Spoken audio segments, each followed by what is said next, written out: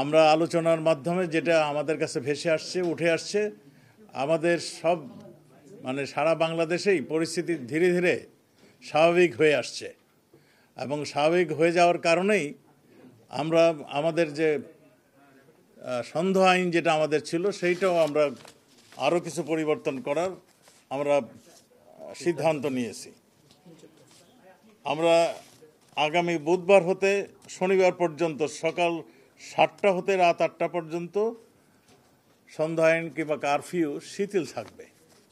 আমি আপনাদের মাধ্যমে সবাইকে অনুরোধ করব, সবাই যেন এই সন্ধ্যা আইনটি মেনে চলেন। তাদের নিজেদেরই স্বার্থে আমরা আমাদের নিরাপত্তা বাহিনী যত তাড়াতাড়ি স্বাভাবিক অবস্থা ডিক্লেয়ার করতে পারবে, তাদের সাজেশন দিবে, ততই আমরা মনে হয় আমাদের দেশ স্বাভাবিক অবস্থায় আমরা ফিরিয়ে নিয়ে আসতে পারবো। সকাল 7টা হতে রাত 8টা পর্যন্ত এইটুক শিথিল থাকবে, আর বাকি সময় সন্ধ্যা আইন জারি থাকবে। আমাদের এই সন্ধ্যা আইন সব জেলা ম্যাজিস্ট্রেটরা আমরা বলে দিয়েছে, তাদের এলাকায় তাদের অবস্থা বুঝে তারা দিবে। এইটা শুধু ঢাকা মহানগর, গাজীপুর, নারায়ণগঞ্জ এবং নরসিংদীর জন্য এটা প্রযোজ্য। ঢাকা মহানগর, ঢাকা জেলা, নারায়ণগঞ্জ, গাজীপুর এবং নরসিংদীর জন্য।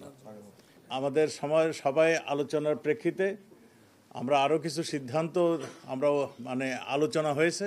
যেমন শিক্ষাক্ষেত্রে শিক্ষামন্ত্রী মহোদয় এখানে আছেন, তিনি এখন সিদ্ধান্ত নেবেন কবে থেকে প্রাইমারি স্কুল খুলবেন, কবে থেকে মাধ্যমিক স্কুলগুলি খুলবেন, কবে কলেজ এবং ইউনিভার্সিটি পর্যায়ক্রমে তিনি খুলবেন, সেটার সিদ্ধান্ত উনি দেবেন। আমাদের আইসিটি প্রতিমন্ত্রী কবে থেকে ইন্টারনেট চালু করবেন, সেটার সিদ্ধান্ত তিনি তার টেকনিক্যাল অবস্থা অবজার্ভ করে এবং তার যে যে অসুবিধাগুলি আছে সেইগুলি শেষ করে কবে থেকে দিতে পারবেন সেগুলো তিনি সিদ্ধান্ত তিনি দিবেন।